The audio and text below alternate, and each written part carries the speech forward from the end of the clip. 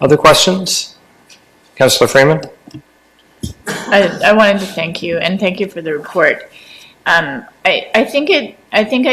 It's fair to say that I still worry about the magnitude of the contingency funds, and I guess it's just because, having worked on both sides of the equation, I know that even though there's not a contingency line, as a consultant, you carry contingency, right? Because things come up. And so I don't know, I'm still struggling with 33 million being tied up in contingency. And I guess as we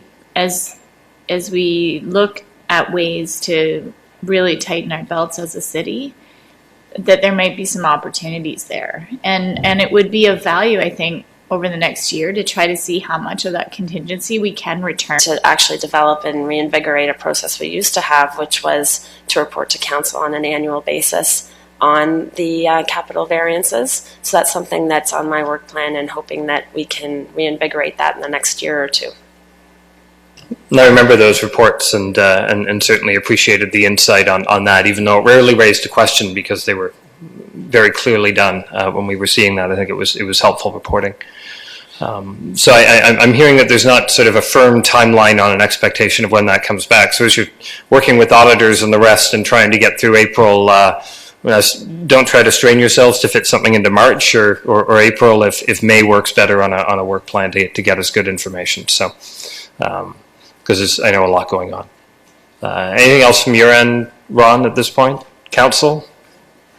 Seeing a lot of head shaking this way. That's helpful. So thank you, and I guess we go back up to Ms. Reynolds' report in general. Wondering, Council, what questions there are there. And I see we've got a debenture capacity report as well. So I'd look first for Ms. Reynolds' report. Councillor Maven? Through you, Chair Henry. On the staffing report first, I see that, and it's interesting that Gary Scanlon sort of showed that there is some sort of correlation between population and growth and staffing and costs. But the reality is, when he's talked about it, it's when services increase. So the report, as it says, sort of justifies the large increase in staff due to the population growth. And there's no fire station. You add a fire station, you're going to add 24 staff members.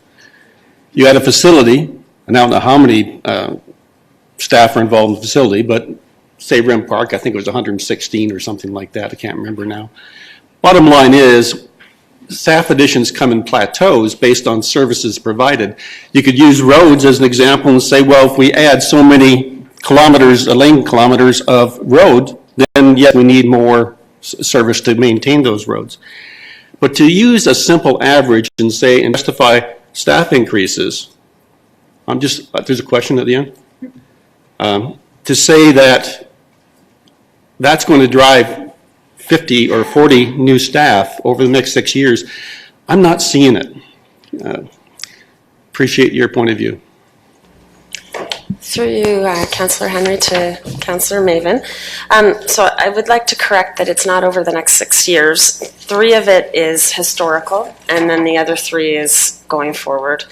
And as far as the population, I agree. I don't think that is the only answer.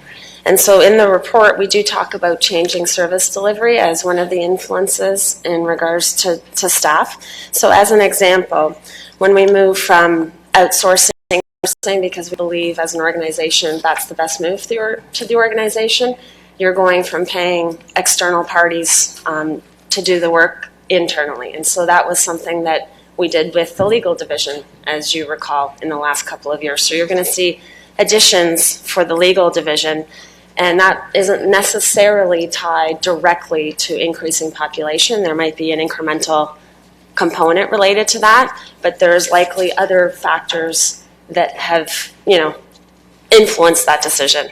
So perhaps it's quality, perhaps it's timing, that sort of thing.